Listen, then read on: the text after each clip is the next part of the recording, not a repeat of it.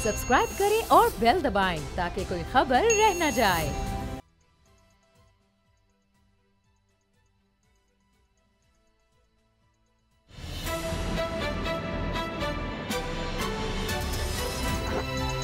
अब पता चला। बिस्मिल्लाहिर्रहमानिर्रहीम, अस्सलाम वालेकुम। मैं हूं मोहम्मद उसामा गाजी और आप देख रहे हैं अब पता चला। कुछ अहम डेवलपमेंट्स हुई हैं, जिस तरह हाल ही में जो इमरान खान साहब ने प्रेस कॉन्फ्रेंस की थी, ख़ास तौर पर कश्मीर के हवाले से, उसमें उन्होंने कहा, बहुत सी बातें कहीं जिन्होंने कहा कि वो आलमी ताकतों से मायूस भी हैं कि उस तरह से मामला नहीं उठाया गया। उन्होंने मईशत या ट्रेड को, तिजारत को तरजीह दी है इंसानियत पर, लेकिन साथ उन्होंने कहा कि उनको ये तो यकीन है कि आखिर में जाकर जीत मकबूजा कश्मीर के निहत्ते मासूम मुसलमानों ही की होगी। लेकिन उन्होंने झंझोड़ा भी आलमी ज़मीर को, ख़ास तौर पर उन्होंने बड़ी सख्त तनकीद की जब ये कहा कि 80 लाख मुसलमानों के साथ मकबूजा कश्मीर में जो कुछ हो रहा है, क्या 8 अमरीकियों के साथ ऐसा होता, सिर्फ 8 अमरीकियों के साथ ऐसा सलूक हो रहा होता तो क्या आलमी ताकतें खामोश रहती। इस तरह का बयान उनका अमेरिका के बारे में आया था। और अभी ये भी कहा जा रहा है कि 27 तारीख को जो जनरल असम्बली से वज़ीर आज़म इमरान खान ने खिताब करना है, उसमें इससे भी ज़्यादा सख्त बातें वो कर सकते हैं। लेकिन असरात नज़र आ रहे हैं, जिस तरह से कहा जा रहा है कि एक हफ्ते में तकरीबन 70 मुलाकातें होनी हैं वज़ीर आज़म इमरान खान की। अब तक रोज़ाना की बुनियादों पर वो अहम मुलाकातें कर रहे हैं, बहुत सी प्रेस कॉन्फ्रेंसेस, अहम सरबराहान से मुलाकातें, उसके असरात नज़र आ रहे हैं। मिसाल के तौर पर OIC ने वहाँ पर जो उनकी बॉडी है, अक़वाम मुत्तहिदा में मौजूद है, वहाँ पर एलामिया जारी किया गया है, जहाँ पर भारत से मुतालबा किया गया है कि मकबूजा कश्मीर में जुल्म बंद कर दे, 370 को वापस लेकर आए, और मज़ीद ये कहा गया है कि अक़वाम मुत्तहिदा की करारदादों के मुताबिक कश्मीर के मसले को हल करना चाहिए। एक और बड़ी डेवलपमेंट ये हुई है कि रूस, जो कि बहुत करीबी साथी रहा है भारत का, अब पाकिस्तान और रूस के दरमियान एक मुआहदा हुआ है इलाकाई सतह पर कि इलाकाई ताउन की तंजीम, इंसदाद दहशतगर्दी के लिए जो तंजीम है, उसमें भारत को शामिल नहीं किया जाएगा। ये सिफारती सतह पर एक तरफ पाकिस्तान की जीत है ये बयानात, और दूसरी तरफ भारत के लिए बहुत ज़्यादा शर्मिंदगी का बायस है इमरान खान का इतना एक्टिव होना।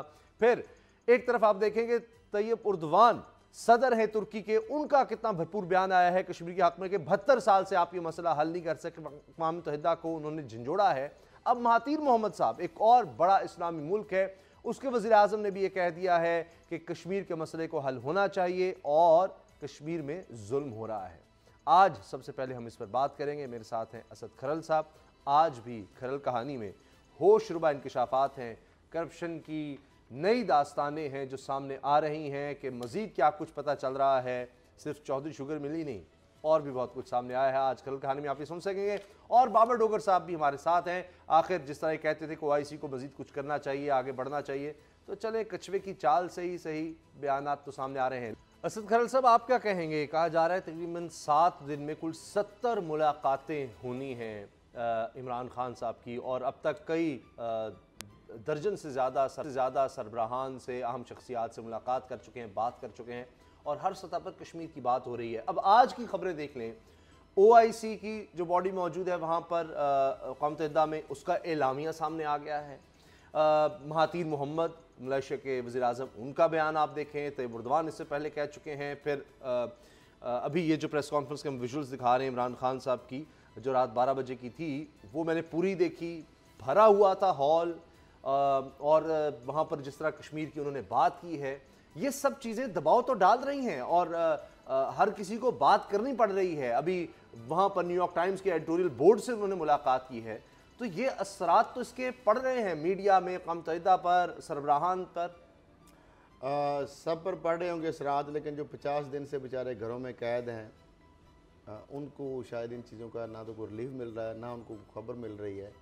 और काश उनसे को पूछे कि जिस बंदे को, जिस घर में 50 दिन से भूख हो, प्यास हो, अद्वियात आप ना ले सकें, आपके मवासलात के ज़राए ना हो सकें, आपके बच्चे जो हैं वो दूध ना पी सकें, बग़ैर दूध के हों, आपके जो बुज़ुर्ग और मरीज़ जो हैं वो अद्वियात जो है उसके लिए तरसें, जो लोग हैं वो आप देखें हर घर में रोज़ सब्ज़ी तो रोज़ ही आती है, जितना बड़ा सा महल है तो वहाँ पे तो कर्फ्यू है। आटा तो ज़्यादा देर हम जो नॉर्मली बात कर लेते हैं, जो ग्राउंड रियलिटी है वो तो आपको पता है ज़्यादा मैक्सिमम 15-20 दिन तो वैसे ज़्यादा आपको पता है ज़ाया होना शुरू हो जाता है। चावल, और उनको तो नहीं पता था कि ये हमारे ऊपर क़यामत सुगरा टूट पड़नी है। 50 दिन हो गए हैं उसामा साहब, ठीक है सारे अपने तौर पे कर रहे हैं। मुझे एक सवाल है, और इमरान खान साहब जो उठाया है उसके साथ मेरा एक सवाल है, बड़ा प्रिसाइजली मैं कहता हूँ सबसे ज़्यादा अच्छा अगर मुकदमा आज पाकिस्तान के वज़ीर आज़म की हैसियत से लड़ रहे हैं, इनसे अच्छा को पाकिस्तान का वज़ीर आज़म कोई भी होता वो शायद इनसे अच्छा मुकदमा नहीं लड़ सकता था। जो उन्होंने दो टोक बात की है, आंखों में आंखें डाल के आलमी बरादरी को उन्होंने कहा है कि आपने मायूस किया है। फिर उन्होंने कहा है कि हम नहीं जानते जब कर्फ्यू उठेगा तो क्या हालात होंगे। जो आप बात कर रहे हैं हम भी कहा, वैसे भी एक तो कत्लेआम की बात जो वो तो अलहदा बात है, खदशा जो है 80 लाख जो कश्मीरी, हज़ारी बात है, कितने लोग मर चुके होंगे सिसक के सिसकती ज़िंदगी। फिर उसके बाद उन्होंने जो रियासती दहशतगर्दी की एक बड़ी मिसाल है, मुसलमान होने की सज़ा दी जा रही है, ये उन्होंने तमांचे मारे हैं उन आलमी जो अलंबरदार हैं, जो नाम नहाद हैं, वो जो बड़े बड़े फोरम्स हैं, जो बड़े बड़े प्रिंसिपल जो ह्यूमन राइट्स के हवाले से चैम्पियन बनते हैं। उन्होंने कहा कि मुसलमान होने की सज़ा दी जा रही है। सब मोदी के जराइम बताए, तफसीलात बताई, उनके जराइम और उनके जो भी सारी चीज़ें दिखाई, और वही मोदी जिनके ऊपर अमेरिका ने बैन लगाया हुआ था। ये कहते बड़ा मैं ये प्रिंसिपल्स हैं जी, यहाँ के कोई इस तरह हो नहीं सकता, वो किधर गए? तजारती फ़ायदे के लिए ये मुल्क खामोश है। और हिपोक्रेसी देख लें, इससे ज़्यादा क्या होना, क्या सिर्फ 8 वो आपने जो बात की, ये अमरीकियों के साथ इस तरह होता तो वहाँ पे बहरी बेड़े भी आ जाने थे, त्यारे भी आ जानी थी, नेटो भी बन जानी थी, चढ़ाई भी कर देनी थी, जिस तरह ईरान का नाटका बंद किया, उनको जो सार उठाए। अब मुझे ये बताएं, कश्मीरी तो किसी के खिलाफ सार नहीं उठा रहे, आपको कुछ नहीं कह रहे हो, वहाँ से तो कोई अलकायदा जन्म ले रही, उनकी तो नॉन वायलेंट तंजीम है। ये अमरीकियों कोई आपको शर्म नहीं आती, कोई तरस नहीं आता? मुझे सिर्फ एक बात बताएं, वो कहते हैं जी मोदी जो है वो भी मेरे अच्छे दोस्त हैं, इमरान खान भी मेरे अच्छे दोस्त हैं, सालसी के लिए तमाशा कर रहे हैं कि सालसी वो सालसी हमें ले डूबी है। मैं सिर्फ एक बात उसामा साहब करता हूँ, चैलेंज भी करता हूँ, और अगर मोदी साहब माशाल्लाह बड़े समझदार हैं और जिस तरह से वो टैकल करते हैं, एक काम तो करें।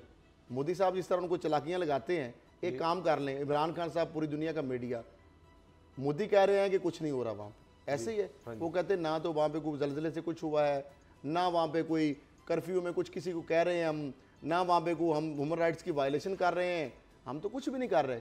सिर्फ एक काम कर लें, दुनिया के पावर इस वक्त बड़े पावरफुल एक सदर हैं मोदी, ज़रा उनको इस तरह करें कि जाके दिखा दें, ये दिखा देना कश्मीर, और पूरी दुनिया देख लेगी।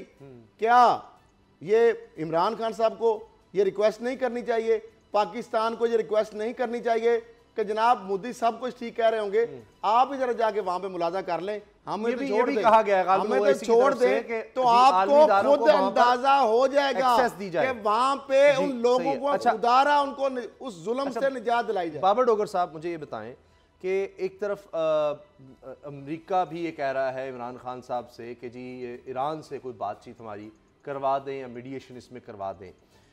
इसका मतलब ये है कि वो समझते हैं कि पाकिस्तान ये काम कर सकता है कि ताल्लुकात में जो कशीदगी है उसको कम किया जाए। फिर जिस तरह ट्रंप को जिस तरह ट्रैप करने की कोशिश हुई, वहाँ पर भारतीय मीडिया बुला करके पाकिस्तान पर दहशतगर्दी का, वो बात भारत की नहीं बन सकी। तो अब ये 50 दिन कश्मीरी लोगों को जिस तरह कैद किया गया है, सबसे बड़ी जेल दुनिया की बनाया गया है, तो एक वर्ल्ड रिकॉर्ड बन गया है।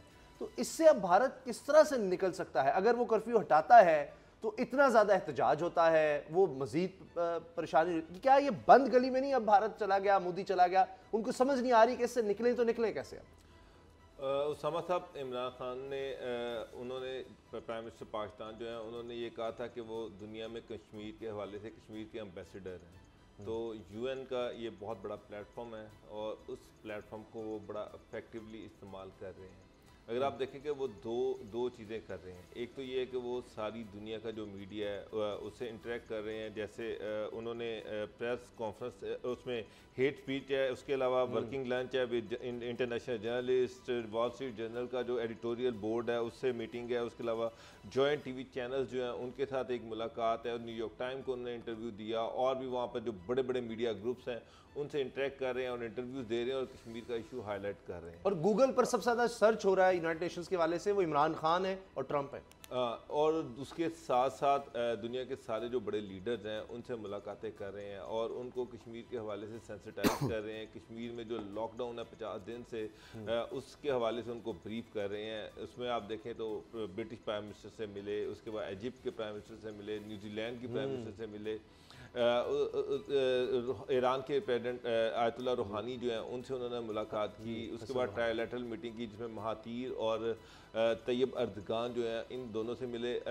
आपको एक और चीज़ मैं बता दूं कि मुस्लिम वर्ल्ड में इस टाइम जो दो बड़ी एमर्जिंग फोर्सेस हैं, जो दो बड़े एमर्जिंग मुल्क इकोनॉमिकली हर लिहाज से, वो तुर्की और मलाइशिया हैं। और मलाइशियन प्रेसिडेंट जो लास्ट टाइम तुर्की गए थे तो उन्होंने इस ख्वाहिश का इजहार किया था कि अगर हम वेस्टर्न जो इस्लाम के ख़िलाफ़ जो भी साजिशें हो रही हैं, जो इस्लाम का गलत तासुर दिया जा रहा है, इस्लामिक फोबिया जो है, इसको काउंटर करने के लिए 3 ममालिक जो है ना वो आपस में मिल जाएं और एक ब्लॉक बना ले तो हम इसको इफेक्टिवली इसको काउंटर कर सकते हैं। तो उसमें उन्होंने कहा था कि तुर्की, मलाइशिया और अगर पाकिस्तान आपस में मिल जाएँ तो एक मजबूत इस्लामिक ब्लॉक बन के सामने आ सकता है। तो ये ट्रायलैटरल जो मीटिंग थी ये उसी हवाले से एक पेशरफ थी जिसमें तैयब अर्दगान देखें उन्होंने तो जो यूएन में अपनी तकरीर की, बड़ा बोल्डली उन्होंने कश्मीर के हवाले से सारी बात की। उसके बाद जो जॉइंट प्रेस कॉन्फ्रेंस की इमरान खान साहब के साथ उसमें भी बात की। आयतुल्लाह रूहानी साहब जो हैं उन्होंने भी जो जॉइंट प्रेस कॉन्फ्रेंस थी उसमें उन्होंने इस चीज़ का जिक्र तो किया, लेकिन अपनी तकरीर में बहरहाल उन्होंने जिक्र नहीं किया क्योंकि ईरान खुद वो बड़ा मसाइल दरपेश है। अगर वो बहरहाल कश्मीर के हवाले से 2 लफ्ज़ कह देते तो शायद वो पाकिस्तान के लिए बहुत बड़ी फेवर हो जाती, क्योंकि जितना यूएन में लोग अपनी स्पीचेस में कश्मीर का जिक्र करेंगे उतना प्रेशर इंडिया पे बढ़ेगा। तो इमरान खान जो है वो बड़ी इफेक्टिव कोशिश कर रहे हैं, लेकिन आपको पता है इंडिया एक बहुत बड़ा मुल्क है और आधी दुनिया के उसके साथ जो है तिजारती रवाबित हैं, उनके बहुत बड़े मैसिव स्टेक्स हैं। मगर जुमला इमरान खान का बहुत अच्छा था, उन्होंने कहा कि जी इंसानियत पर आपने माल को तरजीह दी है पूरी दुनिया ने, इस पर उनको बहुत दुख है तिजारत। यूरोप में एक कुत्ता मर जाए ना तो उस पर सारे यूरोप की ह्यूमन राइट्स की तंजीमें जो खड़ी हो जाती हैं, शोर मच जाता है। तुर्की में वो खशोगी साहब का इंसिडेंट हुआ तो किस तरह अमेरिका और यूरोप आप देखें कि सारे खड़े हो गए थे।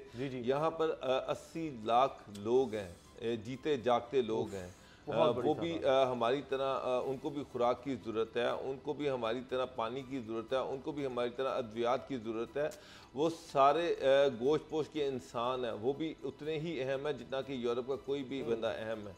तो जिस तरह से उनके लिए ज़िंदगी जो है वो अजीरन की हुई है, जिस तरह से वहाँ पर कर्फ्यू है, जिस तरह से लॉकडाउन है, जिस तरह से लोगों को मारा पीटा जा रहा है, जिस तरह से ख़वातीन की अज़मत दरी की जा रही है, अगर वेस्ट उस पर आंखें बंद करके बैठा हुआ तो समझ साहब। लेकिन एक चीज़, इमरान खान साहब इसके साथ साथ वेस्टर्न मीडिया में बड़ी जुर्रत के साथ आलमी मुर्दा ज़मीर को झिझोड़ रहे हैं। वो ये कह रहे हैं कि अगर 8 अमेरिकी होते तो सारा दुनिया एक साइड पे खड़ी हो जाती, या यहूदी होते तो फिर ये अमेरिका में बैठकर इस तरह की बातें करना ये आम चीज नहीं है, बहुत बड़ी बात है। लेकिन पाकिस्तान में क्या हो रहा है, जो उनके बस में है, जो उनके तय है वो कर रहे हैं, बल्कि उससे बढ़कर कर। अच्छा, लेकिन पाकिस्तान में क्या हो रहा है? जमीयतुल इस्लाम के सूबाई रहनुमा मौलाना राशिद महमूद साहब, ये जनरल सेक्रेटरी हैं जी, इन्होंने कह दिया है कि हम तो पूरा मुल्क बंद करने की तैयारी कर रहे हैं, लॉकडाउन की तैयारी है। मौलाना फजलुर रहमान साहब के ये के साथी हैं, और इन्होंने साथ ये भी कह दिया कि जी ये जो जलसा हुआ है ट्रंप का और मोदी का, ये तो हमारी सिफारती बहुत बड़ी नाकामी है। इमरान खान वहाँ पर क्या करें, यानी इमरान खान नज़र आ रहा है सारी दुनिया को। कम अज़ कम आज तक बता दें मुत्तहिदा के इजलास में कभी किसी हुकूमत में इस तरह से मुलाकातें हुई हो, इस तरह कश्मीर का मसला उठाया हो, और फिर ये नहीं इनको शर्म आती कि जब ये कमेटी के चेयरमैन थे कश्मीर कमेटी के, तब कभी एक दफ़ा OIC में, अक़वाम मुत्तहिदा में कहीं कोई बात हुई हो। अब एक तरफ कश्मीर में जलज़ला आया, वहाँ पर लोग जांबाक हो गए, शहीद हो गए, इतने बड़ी तादाद में ज़ख्मी हैं, उसका कोई ख्याल नहीं कर रही, ये मुल्क बंद कर देंगे। खरल साहब, ये क्या है? क्या ये चाहते क्या है? क्या ये कोई कामयाबी यहां पर समेट सकेंगे कि एक वजीर आजम वहां पर गया है, कुछ एक हफ्ते के लिए आप अपने इख्तिलाफात भुला दें, उसको आप सपोर्ट करें, ये यहां पर क्या चाह रहे हैं करना? ये तो पीठ में छुरा घोंपना है। देखिए, एक तो जो आप तस्सब की जब ऐनक आप लगा लेते हैं तो आपको फिर नज़र कोई और ही चीज़ें आती हैं। मुझे ये बताएं कि मैं तो पहले दिन से कह रहा हूँ कि ये इक़्तिदार के भूखे, इक़्तिदार के प्यासे, अपना जो 22 नंबर का बंगला उनको जो है उनकी याद सताती है। और अब से मैं जो आपको खबर ये बता रहा हूँ जो मुझे समझ आ रही है कि आपने देखा लॉकडाउन से धरना, धरने से आज़ादी मार्च, और अब मुल्क भर में लॉकडाउन। मेरा ख्याल है अब ये बयान ही है, बयानों के अलावा इसका कुछ नहीं है। मुझे ये बताएं, नहीं, लेकिन मौलाना पीपल्स पार्टी फजल की रहमान तरफ से साहब तो तो ये कह रहे हैं, पीपल्स पार्टी एग्री हो गई है, सुन तो JUIF, लें। उन्होंने कहा जी इस हुकूमत को हमने गिराना है। सुन तो लें, वो सारों की ख्वाहिश है ना, मतलब आप चांद पे थूकते रहिए, मतलब ये मतलब एक मिसाल है, या आप खसियानी बिल्ली खंबा नोचे, या आप ख्वाहिश जो है वो ख्वाब देखने पे तो कोई पाबंदी नहीं है। मुझे सिर्फ ये बताएं कि जो नून लीग ने जवाब दे दिया, फजल रहमान साहब ने बात की आज़ादी मार्च की जी, आज़ादी मार्च वो सरबराह जमीयत उलमा इस्लाम के उस हवाले से बड़ी उन्होंने भाग दौड़ की, एफर्ट की, और मुसलसल कर रहे हैं। 1.25 साल हो गया है वो तिलमिला रहे हैं, और जिस तरह भाग रहे हैं, जिस तरह मछली पानी के बगैर तड़पती है, आप उनकी, मैं समझता हूँ कि कश्मीर कमेटी के लिए आप 10 साल के अंदर उठा लें, आज भी वो कश्मीर का नाम उनके ज़बान पे नहीं आ रहा। जिस तरह कुलभूषण यादव का नाम मरियम साहिबा या नवाज शरीफ साहब के ज़बान पे नहीं आता, इस तरह मौलाना फजल रहमान साहब जो हैं उनकी आप ये बयान नहीं सुनेंगे। आज जलजला आया हुआ कश्मीर में, एक वाकया हुआ, कश्मीर 80 लाख जो मैसूर हैं वहाँ पे उनके ऊपर ज़िंदगी जीरन हुई है। वो आज भी, मुझे ऐसी बात पे मैं क्या अल्फाज इस्तेमाल करूँ, ये कितने बेइस लोग हैं, ये कितने इक़्तिदार के हवस के भूखे लोग हैं कि इनको सिर्फ अपनी नाक के आगे कुछ नजर ही नहीं आता। मुझे ये बताएं, ये आज़ादी मार्च, लॉकडाउन, मुल्क भर में बंद, ये तो इसका कुछ भी नहीं निकलेगा नतीजा। अब वो एक सूबाई सर, मैं तो उनका नाम भी पहली दफ़ा सुना है कि वो नए बरामद हुए हैं, क्या मतलब है खाम में ऐसे बयान दाग देना, ऐसे है जैसे फैसल वाडा ने क्या था, वो इमरान खान साहब वजीर ने कि 10 दिन में पता नहीं 1 करोड़ नौकरियों को उन्होंने कह दिया था। इनका नाम आप कह रहे हैं। महमूद साहब से मेरा सवाल ये है कि मौलाना फजल रहमान 10 साल कश्मीर कमेटी के सदर रहे। 2014 में जब मोदी प्राइम मिनिस्टर बने और मियाँ साहब जो थे वो उनको मिलने उनके घर पहुँच गए, तो क्या उस वक्त उन मुलाकात में कश्मीर का जिक्र किया था? 2014 में उफा कॉन्फ्रेंस हुई जिसमें मियाँ साहब और मोदी साहब पहली बार फॉर्मली मिले और उसका मुश्तरका अलामिया आया, उसमें कश्मीर का कोई जिक्र नहीं था।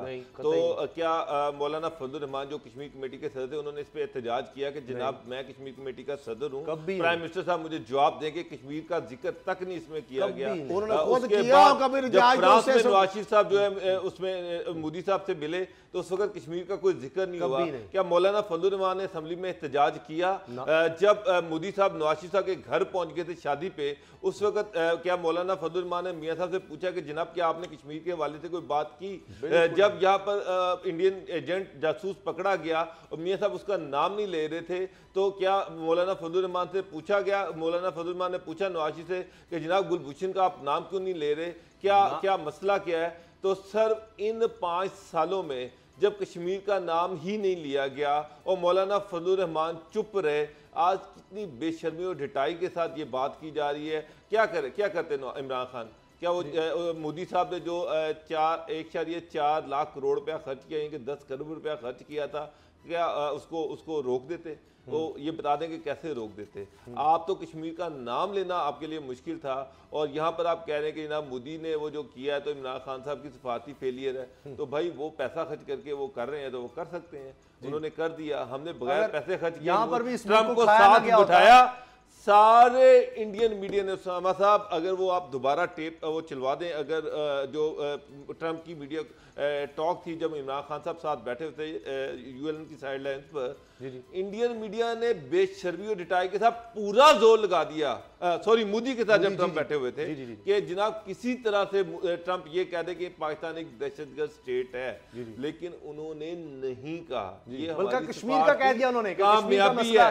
वही ट्रंप जो मियाँ नवाज शरीफ साहब के दौर में पाकिस्तान को एक दहशतगर्द स्टेट कहता था, आज वो पाकिस्तान को दहशतगर्द स्टेट नहीं कह रहा, बल्कि ट्रंप ये कहता है कि इमरान खान मेरे दोस्त हैं और अमन के लिए वो कोशिशें कर रहे हैं जिसको वो सराहता है। तो ये हमारी सफारती कामयाबी है, इसको सफारती कामयाबी मानना चाहिए। जिस तरह से इमरान खान ने, देखें उनके कोई हैंग्स अप नहीं है, वो एक सच बोलने वाला आदमी है, सच्ची और खरी बात कर रहा है। और जिस तरह से 70 मुलाकातें, 10 साल कमेटी के चेयरमैन रहे, इन्होंने 7 मुलाकातें की। मौलाना साहब 7 बता दें, 70 छोड़ दें, और वो भी 10 साल कहां और एक हफ्ता कहां। इससे भी अहम चीज ये है कि वो जो बात कर रहा है उसकी एक अहमियत है, लोग उसको सुन रहे हैं और उसको ये इशू नहीं है कि मैंने एक्सप्लेन किस तरह से करना है, मैंने उसको इंग्लिश का कोई मसला नहीं है, उसके अंदर कोई एहसास कमतरी नहीं है, वो तो एक आम शिवाक मिल में बैठा लोगों बड़े बड़े लीडर से बात कर रहा है। और 44 लाख लस्सी का बिल भी नहीं आएगा सर। मैंने वो भी टाइम देखा था जब प्राइम मिनिस्टर नवाज शरीफ साहब जो थे वो यूएनओ की मीटिंग में बैठे हुए थे, उनके साथ उनका सारा टबर बैठा हुआ था, मरियम बैठी हुई थी, मरियम के बच्चे वहां पर बैठे हुए थे। मेरा मतलब है कि आप ये टाइम भी देखें, और वहां पर अरबों रुपया जो था वो होटलों के किराए दिए गए और वो प्रोटोकॉल में खर्च हो गया, पूरी फैमिली ट्रिप बना दिया गया इसको। तो मेरे ख्याल में मालिक ने इन्वेस्टमेंट के लिहाज से देखने गए थे कि छुट्टियां गुजारने के लिए कौन सा अच्छा है। अब हम देखिए आपको एक उससे अंदाजा हो जाएगा, आप थोड़ा एक चीज से अंदाजा होगा कि नवाज शरीफ जब भी बैरून मुल्क जाते थे, जाते हुए या आते हुए, यानी फैमिली बिजनेस को देखने के लिए वहां पर जो ऑफशोर कंपनी को लंदन के अंदर उनका ट्रांजिट होता था, ये भारत में जो फैमिली इन्वेस्टमेंट सारी फैमिली को लेके गए थे, इसलिए कि सारी फैमिली ऑब्जेक्शन लगाया था कि जनाब ये पैसा गुजारा किया जा रहा है। अच्छा, ये सिर्फ इतना बता दें, ब्रेक का वक्त है। पीपल्स पार्टी ने कहा जी हाँ जी हमने आपके साथ मिलकर इस हुकूमत को गिराना है, लाहे अमल क्या है, तरीकाकार क्या होगा गिराने का, वो हम सोचेंगे। तो मेरे पास वक्त खत्म हो गया, लेकिन अभी डिसाइड नहीं किया, अभी इंतजार करें 30 तारीख का। ब्रेक के बाद मिलते हैं और ब्रेक के बाद खरल कहानी भी हम शामिल करेंगे ब्रेक के बाद।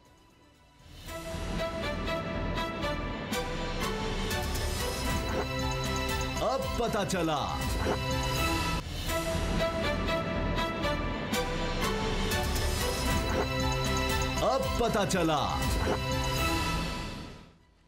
नई करप्शन की कहानियां सामने आ रही हैं। अब शहबाज शरीफ साहब का मुझे जुमला याद आ रहा है कि एक धेले की करप्शन भी साबित हो जाए तो मैं सियासत छोड़ दूंगा, मैं मिनिस्ट्री छोड़ दूंगा, चीफ मिनिस्ट्री छोड़ दूंगा, पता नहीं क्या क्या।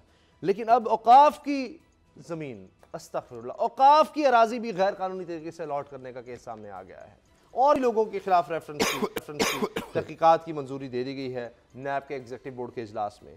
शरीफ खानदान के नाम एक और बेनामी जायदाद भी सामने आ गए। शरीफ ट्रस्ट इन्होंने बनाया, वो इसी काम के लिए बनाया कि करोड़ों रुपए जनाब हम इस ट्रस्ट के चक्कर में बेनामी कर दें कि जनाब इसको पैसे आ रहे हैं, पता नहीं कौन कौन इस ट्रस्ट में पैसे देता रहा और बताता जनाब मैंने आपके ट्रस्ट में इतने पैसे जमा करा दिए हैं, अच्छा अब काम क्या है, फलां काम है, वो कर दिया जाए।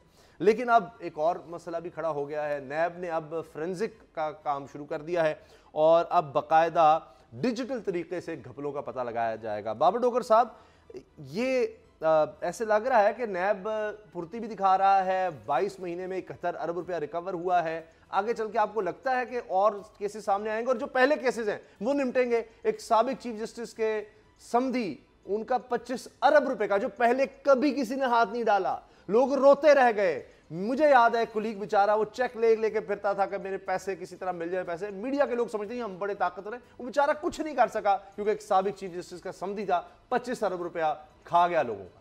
उसामा साहब साबिक चीफ जस्टिस का समधी था डॉक्टर अमजद, और इसके साथ साथ PMLN के भी वो बहुत करीब थे और PMLN के पार्टी फंड में उन्होंने करोड़ों रुपए डोनेट किए हैं। मैं आपको तभी PMLN जो था उसके दौर में 10 साल शहबाज के दौर में उनको पूरी प्रोटेक्शन हासिल रही है। तो पिछले बल्कि 5 साल में मैं ये भी इतलात आई कि 10-10 करोड़ रुपया, 20-20 करोड़ रुपया वो पार्टी फंड में दे दिया करते थे और शरीफ ट्रस्ट को दे दिया करते थे।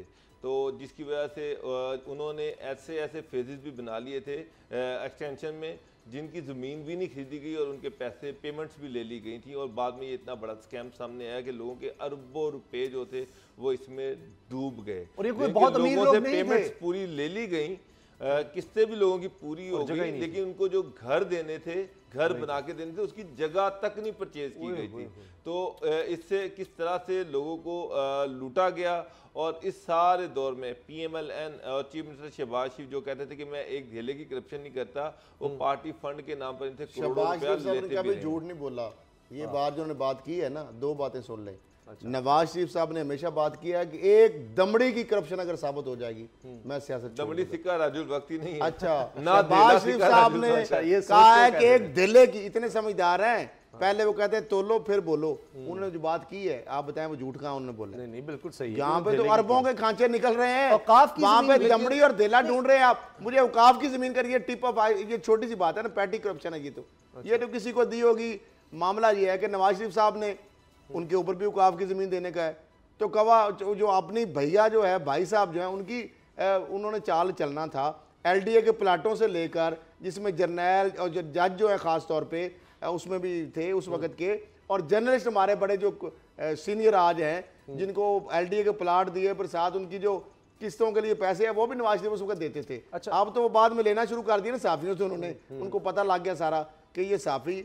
और मामला ये है कि जो उसामा साहब चीज़ें चल रही हैं, अभी ये वीडियो देख लीजिए, एक बेनामी प्रॉपर्टी। अब हम जो है यहाँ बैठ के पकड़ रहे हैं, खुर्शीद शाह साहब के एक फ्रंटमैन और आ गए जी। अब ये मैरियट होटल के सामने 4 कनाल का 4 एकड़ का प्लाट है, कमर्शियल। अच्छा, 5 अरब वैल्यू का। ये इसकी तस्वीरें भी आप देख सकते हैं। और ये 30 अरब का ये जो बंदा फ्रंटमैन है, 10-12 साल में ये कहाँ पे आया?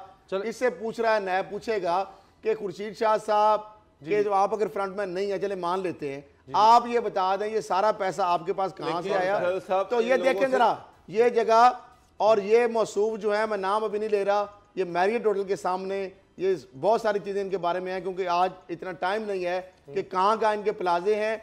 और ये 10-12 साल में ये 30 अरब तक मालक, और बाहर और इधर, और खुर्शीद शाह साहब से उनका तल्लक, और किस तरह डर की और घोटिके के करीब जो रहते थे 10 साल पहले, और आज का ये जो सारी चीजें हो रही हैं, ये किसकी वजह से सारी आ रही हैं? अब खरल कहानी का चूंकि वक्त हो गया है, वक्त हमारे पास बहुत है, उसमें तो अंदर की कहानी जो सामने आ रही है वो शुगर मिल, उसकी हर कुछ अरसे के बाद एक नई चीज सामने आ जाती है। पहले पता चलता है कि जनाब शेयर्स देते रहे मरियम साहिबा के नाम, फिर पता लगता है नहीं, ये सिर्फ खुद अकेली नहीं थी, और लोग भी थे। फिर वहां उसको इस्तेमाल किया जाता था मनी लॉन्ड्रिंग के लिए। फिर खबर आ जाती है जी जो उसमें शुगर बनती थी वो दिखाया जाता थी बाहर एक्सपोर्ट हो रही है, वो कभी बाहर गई ही नहीं।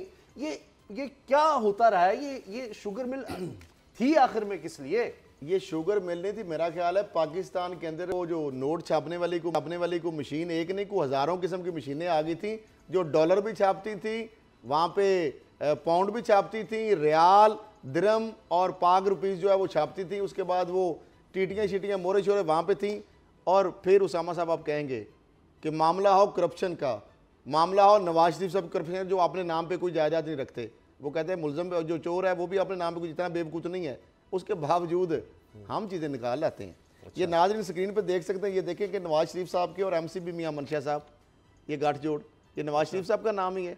ये स्क्रीन पे हम दिखा रहे हैं, शायद अगर वो उसमें ये देख लें जरा गौर से, कैलबरी फॉन्ट में नहीं लिखा हुआ उसामा साहब। ये देखें जी नाजरीन, ये मोहम्मद नवाज शरीफ साहब जिनका कोई कारोबार नहीं है, और ये MCB बैंक।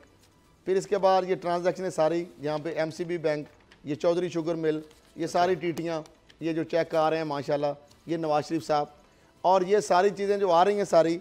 इसके बाद ये सारे और पूरी फैमिली की लंबी चौड़ी फरिस्त है। ये HBL भी मनी लॉन्ड्रिंग के लिए गढ़ बना हुआ है। 5 ब्रांचों के सिर्फ लाहौर में HBL बैंक की ब्रांचों ने, मैं डॉक्यूमेंटेड बात कर रहा हूँ, 140, हाँ जी दिखा रहे हैं जी नाज़रीन, देखिए जरा गौर से, ये कैलबरी फॉन्ट वाली जाल साजियाँ वाली नहीं है जो शरीफ खान ने बनाई है। 5 बैंक ब्रांचों ने 5 मुकदमे FIR हुए, 140 मिलियन, और उन्होंने भी टीटियाँ लगाई हैं, और HBL की छोटी मैनेजमेंट को पकड़ लिया गया है, और बड़े लोग जो हैं, और बाकी उसमें मेमन और ये, और एक शेख जैद की नर्स है उसामा साहब, उसके नाम पे टीटियाँ लगती रही हैं, उसको FI ने बुलाया। कराची के लोग हैं, लाहौर में उनके अकाउंट खोल के उनको पता नहीं, डेरा दुबई में पैसे जाते रहे उनको पता नहीं। HBL न्यूयॉर्क से लेकर यहाँ पे सलमान शहबाज, हमजा शहबाज, मनी लॉन्ड्रिंग के खाते पाकिस्तान का हम ग्रेव लिस्ट में आ गया। कोई है पूछने वाला? FIS से, पाकिस्तान की हुकूमत से कि भाई HBL का मनी लॉन्ड्रिंग का गढ़ बना हुआ है। मनशा ने 9 अरब की मनी लॉन्ड्रिंग FBR कहता है सेंट जेम्स होटल, फिर उसके बाद 17 अरब की उसने वो करप्शन कर ली, यहाँ पे जो इधर उसका पकड़ा गया नेपरा में निशार चुनिया, फिर और उसके खाते MCB उसने क्रिमिनल इन्वेस्टिगेशन चल रही है और बैंकों के ऊपर हाथ साफ करने की कोशिश कर रहे हैं। ये सारे जो सारे खाते हो रहे हैं, तो खल साहब इसके ऊपर कर रहे हैं। तो यही बात किस्मती है ना इस मुल्क की। मैं देखिए इमरान खान साहब ने एक काम तो कर दिया, उसामा साहब वो कह रहे हैं उन्होंने थोड़ा सा कर इस पे आ जाए, वो कह रहे हैं कि मैं NRO नहीं करूंगा, दूसरी तरफ वो इन्हीं लोगों अब ये कहानी की आप बात करेंगे ना तो ये इतने ज्यादा पलंदे हैं, इसके 100 कहानियां जो है ना मैं बोलूंगा मुख्तसर आप बता दूं। ये तो डॉक्यूमेंट दिखाए हैं कि किस तरह काला धन सफेद किया हुसैन नवाज ने। अब मरियम साहबा का बताएं, उनका अपना बयान है ना, उन्होंने कहा कि मेरी लंदन तो क्या पाकिस्तान में भी कोई प्रॉपर्टी नहीं है। ये मरियम साहबा की कितने सौ कनाल, 1496 कनाल लाहौर के अंदर रायवंड में जमीन है, अरबों रुपए की, 84 करोड़ के एक हैं। ये जो मनी लॉन्ड्रिंग के खाते हैं वो निकल रहे हैं। मुझे ये बताएं कि ये जो कह रहे हैं कि इंतकामी कार्रवाई है, कोई एक बताए, मैं चैलेंज देता हूं, शरीफ फैमिली का नवाज शरीफ हो, शहबाज शरीफ हो, मरियम साहबा हो, कोई लोग हैं, एक TT के हवाले से जाली नैब ने केस को बनाया हो, कोई एक ये चेक जाली हो, कोई एक ट्रांजैक्शन जाली हो, जितने इनके नन्हे मुन्ने जो पकड़े गए लोग, वो फजलदाद अब्बासी हो, वो आपका कासिम कयूम हो, वो मुश्ताक चीनी हो, जो जिस तरह आपने कहा चीनी बराबर UK में गई चौधरी शुगर मिल में पनामा केस में जो खड़े होकर मैंने बात की, वहां पे आप बताएं ये इन्होंने जो मनी लॉन्ड्रिंग की, SCCP ने जो वहां पे छुपाने की कोशिश की, जो मुकदमा सुप्रीम कोर्ट को देना पड़ा, वहां पे पकड़े पसा किस तरह गए। जब इनकी चैट हो रही थी, UK ने कहा कि हमने चीनी तो कभी इंपोर्ट की ही नहीं पाकिस्तान से, अंग्रेज का बेचारे चीनी खाते हैं, मिर्चियां और चीनी, उनको क्या गर्ज है। उन्होंने कहा हमने की नहीं, वहां से पकड़े गए, यहाँ पे दबा लिया गया मामला।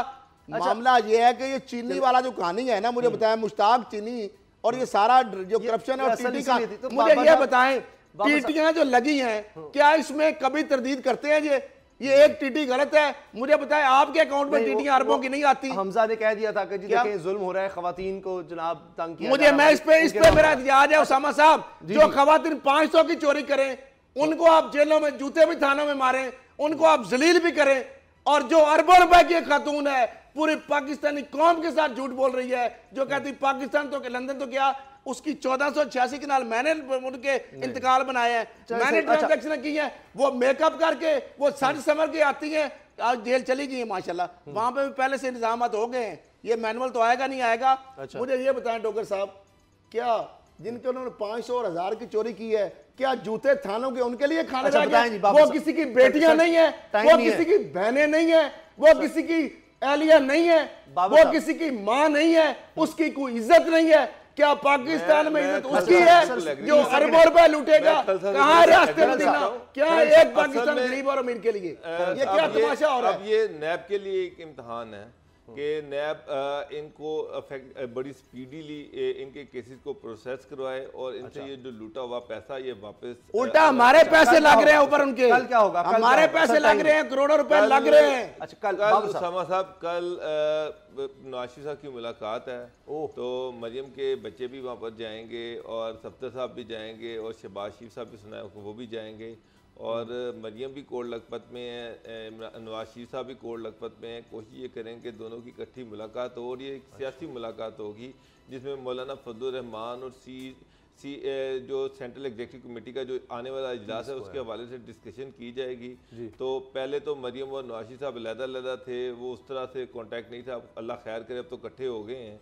तो खाना भी घर से आएगा, तो उसकी भी पहले भी घर से खरल साहब कल क्या होगा? मैं कल क्या होगा इतनी बड़ी अब खबर ब्रेक कर रहा हूँ उसामा साहब, और ये मैं चैलेंज भी दे रहा हूँ इमरान खान साहब के लिए पूरी कौम के सामने कि मैं कल अगर ये खबर दे दूं तो पंजाब की इंतहाई एक अहम तरीन शख्सियत ब्यूरोक्रेसी के अंदर एक इंतहाई अहम तरीन शख्सियत, एक वो बंदा जिसका वालिद बच्चों को स्कूल छोड़ने के लिए रिक्शा चलाता रहा, चले छोड़ लें वहां पे जहां जब राड करके जितने पासपोर्ट वो, और एक इंतहाई शख्सियत के साथ एक उसके साथ जो दुमचला जो होता है ब्यूरोक्रेट, और फॉरेन ऑफ नहीं, अगर वो सामने चीज आ जाए और एक खातून किस तरह फ्रॉड सरकारी खजाने के साथ और जो वारदात की अगर वो वारदात कल मैं अगर ब्रेक कर दूं ना, चलें अभी देखते हैं। इमरान खान साहब है, अच्छा, तो अब मुकदमा शायद भी होगा इनके ऊपर। अच्छा। और बहुत चले करें ना एक फिर, नया कल- मामला चले हो उम्मीद करते हैं जाएगा। कल आप लेकिन सारी मैं इमरान सबूत खान के का साथ कल इंतजार तफसील कर रहा लेकर आएंगे। बहुत हूं, शुक्रिया खरल दस्तावेज सबूत के साथ सामने, दस्तावेज सबूत सामने दिखाऊंगा, अच्छा। चीजें दिखाऊंगा खरल साहब। और उसके बाद कहते हैं चिरागों में रोशनी ना रहे। अच्छा, बहुत शुक्रिया आपका खरल साहब। डेंगी ने फिर सर उठा लिया है और कल वज़ीर आला पंजाब उस्मान बोजदार साहब इस पर भी कुछ नहीं करेंगे, मैं बता रहा हूँ। डेंगी सर उठा रहा है लेकिन कल अभी कुछ वो भी नहीं सीख होगा। रहे हैं ना, प्रोग्राम देखने अभी वो सीख रहे हैं ना, याद उसामा रखिएगा, साहब उनको इजाज़त सीखने दीजिए। का टाइम तो अल्लाह दें। हाफिज़।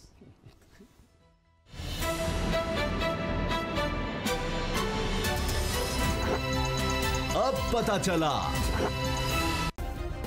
सब्सक्राइब करें और बेल दबाएं ताकि कोई खबर रह न जाए।